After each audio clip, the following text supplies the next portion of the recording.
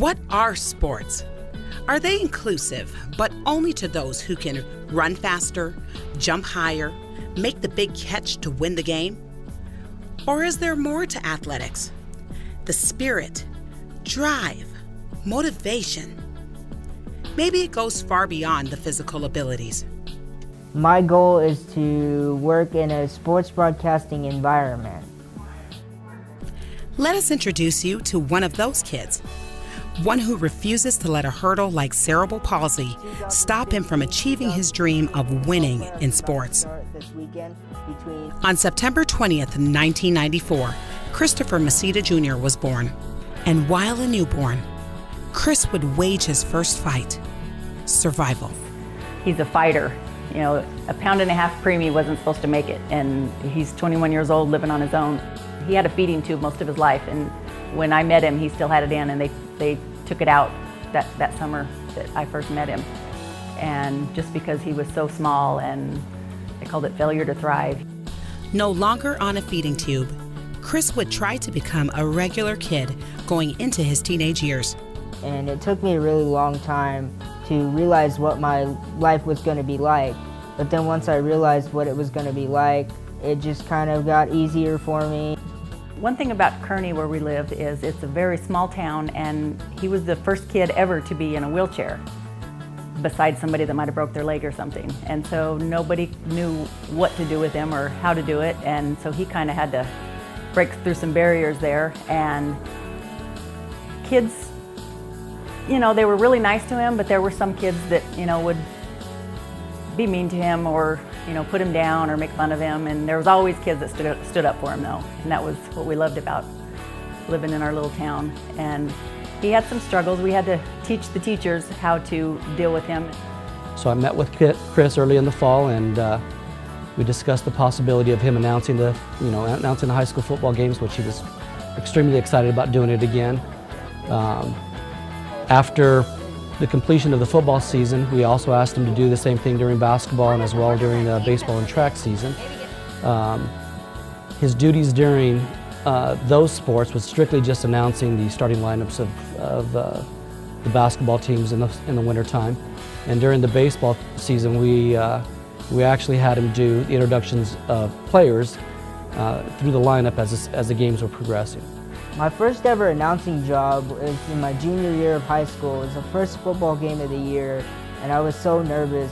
And about halfway through, my stepmom came up and she was telling me I did a great job. And about that time, I realized all that pressure just lifted off of me, and I realized that this is what I wanted to do and that I was really passionate about it. I know one of our discussions during one of the games, I was a little upset. And, you know, Chris sat right next to me. And I was a little upset on the effort of our kids, of our players at that time, and you know, I just didn't feel that they were playing hard enough. And Chris would look at me and say, "Hey, Coach, man," he goes, "I'd die to be out there. I'd die to have that, you know, baseball uniform on and be out there with the team. You know, if those kids could realize what it feels like to, you know, they get to play, but I don't." But he goes, "I would die to be out there playing with them." With high school behind him, Chris and his parents looked towards his future. Broadcasting school. Between Christopher's junior and senior year in high school, I found a sports broadcasting summer camp. And had I known that existed before, he'd have been going every summer. And he was almost to the cutoff age.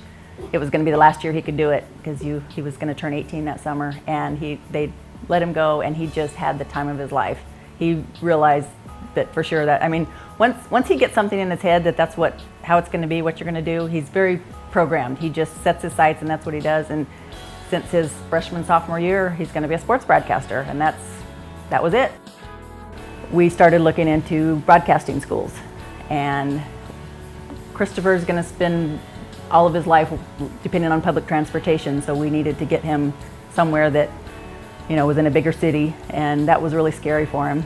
So we found him an apartment right on the light rail, and well, actually first we found API, Alpha Pacific, and it was a perfect fit.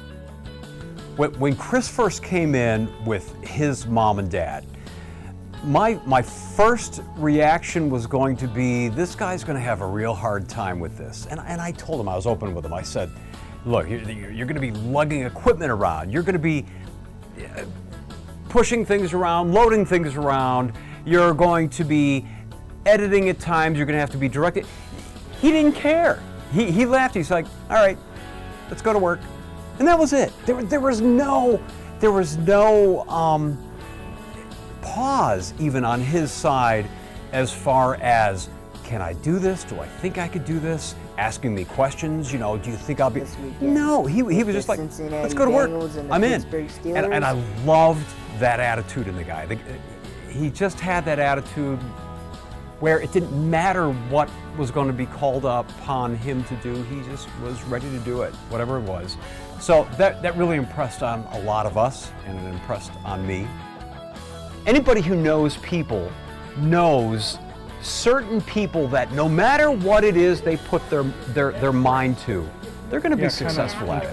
And I promise you, this guy has that chutzpah that it takes, that wherever direction he chooses to go, he's going to be good at it. And he doesn't really see anything that impedes him. He doesn't look at the world as this is an impediment or this is going to pull me back. He doesn't. He just does it. So I have the passion and the heart and the know-how, and I'm going to prove everybody wrong that said I couldn't go out here and do what I want to do and follow my dreams. I'm going to try to push forward and just do everything that I already know how to do, hone my skills, and hopefully work my butt off and get somewhere that I want to go. And where do you find that attitude in people? You don't. And here it is, right in this guy that not only has that spirit, but he makes everybody laugh their butts off. Someone here to see you, sir.